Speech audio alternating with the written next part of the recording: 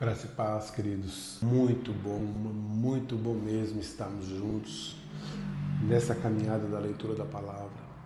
E hoje, o Senhor concedendo mais um momento para nós. Vamos orar. Querido e amado Pai, obrigado por essa vida que se encontra de frente a esse vídeo, juntamente comigo, para podermos ler a Tua palavra e que o Espírito Santo tenha liberdade de nos dar a interpretação que é devida para que possamos ter dias melhores junto ao Senhor. Em nome do Senhor Jesus Cristo, oramos, te agradecemos. Amém, Senhor. Salmos 61. Ó Deus, ouve meu clamor, escuta minha oração. Dos confins da terra clamo a ti, com meu coração sobrecarregado. Leva-me à rocha alta e segura, pois és meu refúgio e minha fortaleza, onde meus inimigos não me alcançarão.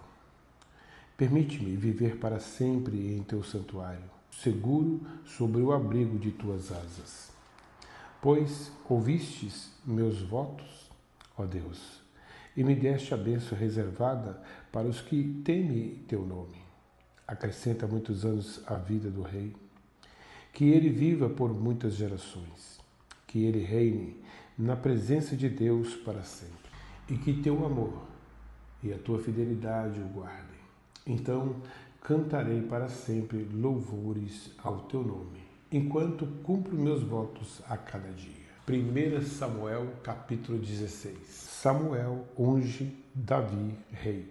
O Senhor disse a Samuel: você já lamentou o suficiente por Saul. Eu o rejeitei como rei de Israel. Agora, encha uma vasilha com óleo e vá a Belém.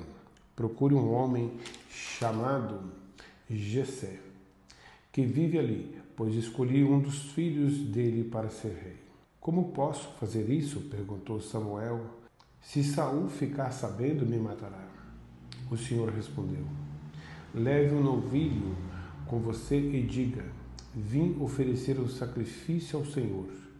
Convide Jessé para o sacrifício e eu lhe mostrarei o que você deve fazer e qual dos filhos dele deve ungir para mim. Samuel fez o que o Senhor disse.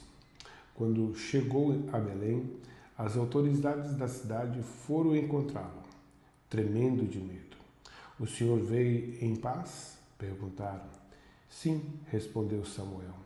Vim oferecer um sacrifício ao Senhor. Purifiquem-se e venha comigo para o sacrifício. Então Samuel realizou a cerimônia para purificar Jessé e seus filhos, e também os convidou para o sacrifício. Quando chegaram, Samuel olhou para Eliabe e pensou: com certeza este é o homem que o Senhor ungirá.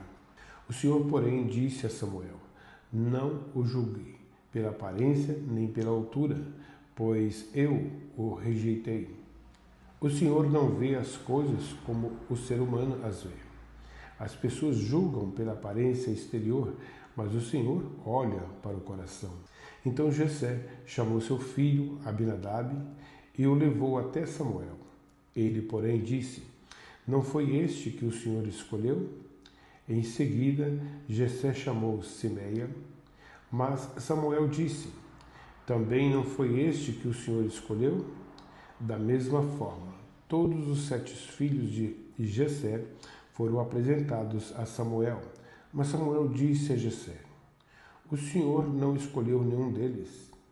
Então Samuel perguntou: são estes todos os seus filhos?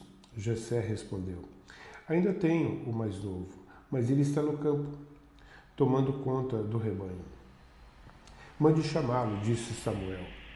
Não nos sentaremos para comer enquanto ele não chegar. Jessé mandou chamá-lo.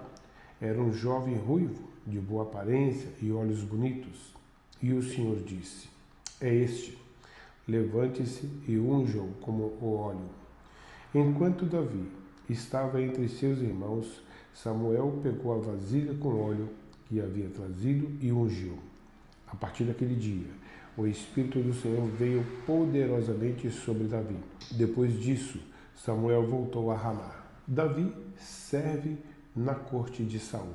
O Espírito do Senhor se retirou de Saul e o Senhor enviou um espírito maligno que o atormentava. Os servos de Saul lhe disseram: um espírito maligno enviado por Deus está atormentando o Senhor. Permita que procuremos um bom músico para tocar harpa sempre que o espírito o afligir. Ele tocará música para acalmar o Senhor e o fará sentir-se melhor. Está bem, respondeu Saul. Encontre alguém que saiba tocar bem e traga-no para cá. Um dos servos disse a Saul: um dos filhos de Jessé, de Belém, sabe tocar harpa. Além disso, é um rapaz corajoso, apto para ir à guerra e tem bom senso. Também é moço, de boa aparência, e o Senhor está com ele. Então Saul enviou mensageiros a Jessé para lhe dizer: envie-me seu filho Davi, o pastor de ovelhas. Jessé enviou Davi a Saul e com ele mandou um jumento carregado de pão, um cabrito e uma vasilha de couro cheia de vinho. Davi se apresentou a Saul e começou a servi-lo. Saul gostou muito de Davi e o tornou seu escudeiro.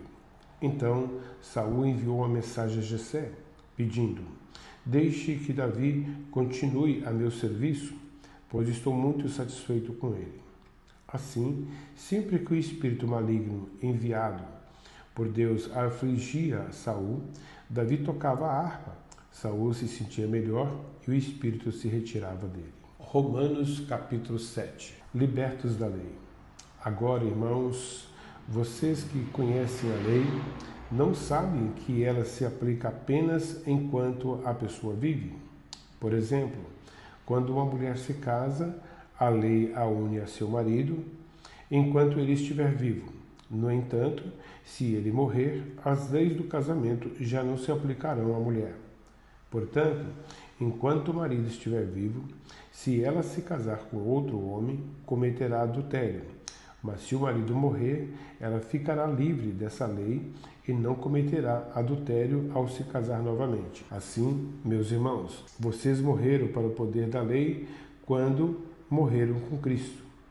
E agora estão unidos com aquele que foi ressuscitado dos mortos. Como resultado, podemos produzir uma colheita de boas obras para Deus. Quando éramos controlados pela natureza humana, desejos pecaminosos atuavam dentro de nós, e a lei despertava esses desejos maus, que produziam uma colheita de obras pecaminosas, cujos resultado era uma morte. Agora, porém, fomos libertos da lei, pois morremos para ela e já não estamos presos a seu poder. Podemos servir a Deus não da maneira antiga, obedecendo a letra da lei, mas de maneira nova, vivendo no Espírito. A lei de Deus expõe nosso pecado. Versículo 7. Por acaso estou dizendo que a lei de Deus é pecaminosa? Claro que não. Na verdade, foi a lei que me mostrou o meu pecado. Eu jamais saberia que cobiçar é errado se a lei não dissesse: não cobice. Mas o pecado usou esse mandamento para despertar dentro de mim todo tipo de desejo cobiçoso. Se não houvesse lei, o pecado não teria esse poder. Houve um tempo em que eu vivia sem a lei. No entanto, quando tomei conhecimento do mandamento, o pecado ganhou vida e eu morri. Assim, descobri que os mandamentos da lei, que deveriam trazer vida, trouxeram, em vez disso, morte. O pecado se aproveitou desses mandamentos e me enganou, e fez uso deles para me matar.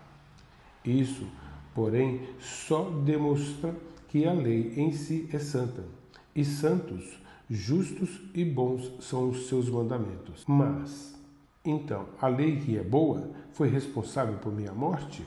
Claro que não. O pecado usou o que era bom para me condenar à morte. Vemos com isso como o pecado é terrível, usando os bons mandamentos de Deus para seus próprios fins perversos. A luta contra o pecado.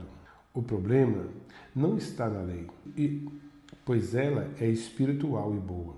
O problema está em mim, pois sou humano, escravo do pecado. Não entendo a mim mesmo, pois quero fazer o que é certo, mas não o faço. Em vez disso, faço aquilo que odeio. Mas se eu sei que o que faço é errado, isso mostra que concordo que a lei é boa.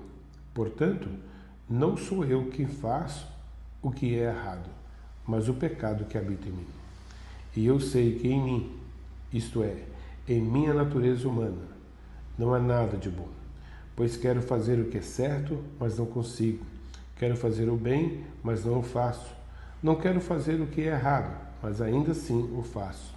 Então, se faço o que não quero na verdade, não sou eu quem o faz, mas o pecado que habita em mim. Assim, descobri esta lei em minha vida. Quando quero fazer o que é certo, percebo que o mal está presente em mim. Amo a lei de Deus de todo o coração. Contudo, há outra lei dentro de mim que está em guerra com minha mente e me torna escravo do pecado, que permanece dentro de mim. Como sou miserável! Quem me libertará deste corpo mortal dominado pelo pecado? Graças a Deus, a resposta está em Jesus Cristo, nosso Senhor. Na mente quero, de fato, obedecer à lei de Deus, mas por causa de minha natureza humana, sou escravo do pecado. Amém? Muito obrigado por persistir e estar até o fim da leitura. É muito importante que nós vençamos este pecado do comodismo, da preguiça, que nos afasta tantas vezes do caminho e da palavra do Senhor. Deus te abençoe.